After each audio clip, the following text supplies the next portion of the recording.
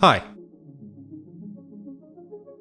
Today, we're going to be looking at some cheap vintage microphones to see if, despite their low build quality, we can use them to create some characterful and unique sounds when recording our music. Some of you may have seen the Wondertone video, where Dustin takes you through a bunch of his vintage mics. This is the Pound Shop, or Dollar Store, version of that. A couple of months ago, I bought this random box of vintage audio, photographic, and film gear in an online auction. I think I was a bit hungover and sad, so I thought I'd take a punt at it, give the old dopamine receptors a bit of a treat. I also had a few old Super 8 films left over, and my Super 8 camera stopped working, so I was hoping one of these could replace it. So far, it looks like they're not working. I couldn't find much info on these microphones, but it looks like they're generally used for journalistic purposes, the kind of thing you'd plug into a portable tape recorder. As far as I can tell, they're all from the 1970s. Let's have a look at what we got. We've got the realistic 33992A. Now there's a few different models of these, each one with a different letter at the end. 992A, 992B, 992C, 992D. I don't know if there's any real difference between any of them that might command a different price. I'm guessing people are just taking a stab at what they think they can get for them. Next we have the realistic dynamic mic. There is one eBay listing, and I also found the exact same microphone but listed as Monarch. This little Sanyo microphone, there's quite a few listings with slightly different grills. Will you grill me on this grill? Mine has the little extra plastic teeth around the top. Yes! These Lloyd's mics, which are exactly the same as the Sanyo microphone, but the Lloyd's mics have an 1/8 inch jack and the Sanyo has a 1/4 inch jack. Similar to that previous Monarch/Lloyd's mic, I assume they both rolled off the exact same production line in Japan, but were licensed to different companies depending on the region they're being sold in. I couldn't find any listings for these microphones branded as Lloyd's, and they're probably going to sound exactly the same as the Sanyos, but I guess it's worth seeing if there's any difference there. Next is the Altai DM24. Not a lot of information on these guys, but I did find a couple of listings.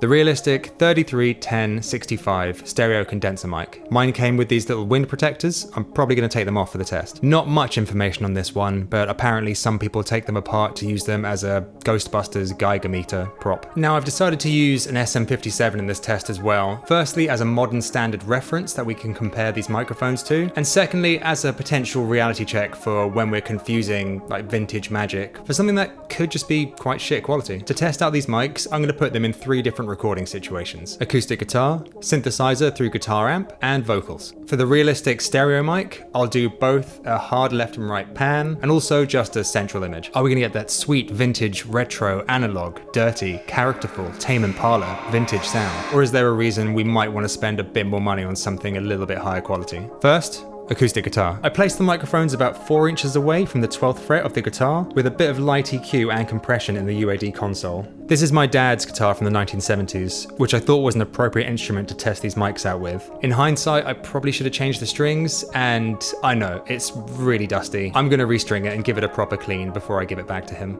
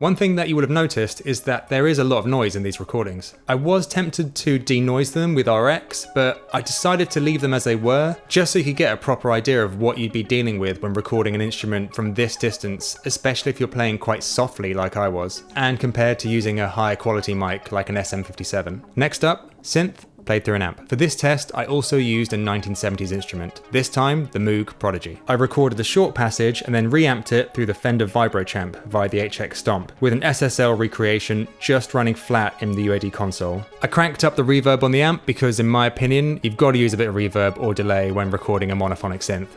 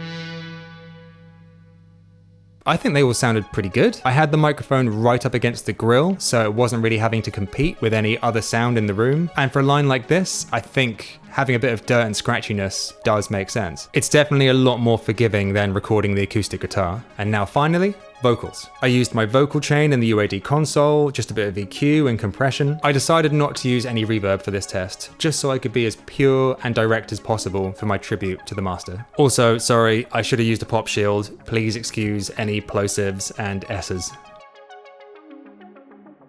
There is a California champagne by Paul Masson. There is a California champagne by Paul Masson. There is a California champagne by Paul Masson. There is a California champagne by Paul Masson. There is a California champagne by Paul Masson. There is a California champagne by Paul Masson. There is a California champagne by Paul Masson. There is a California champagne by Paul Masson.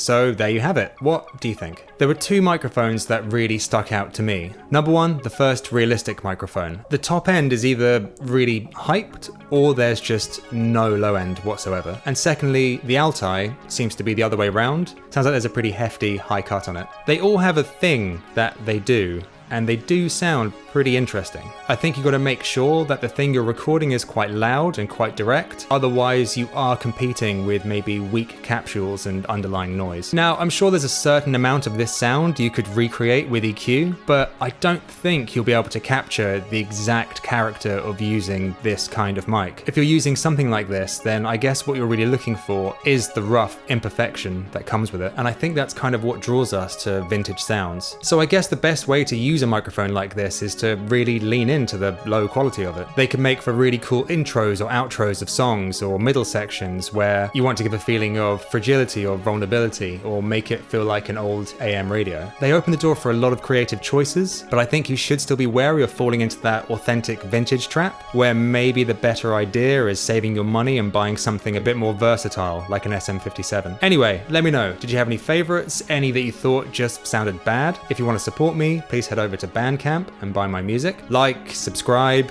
If you don't like the next video, then unsubscribe. The French.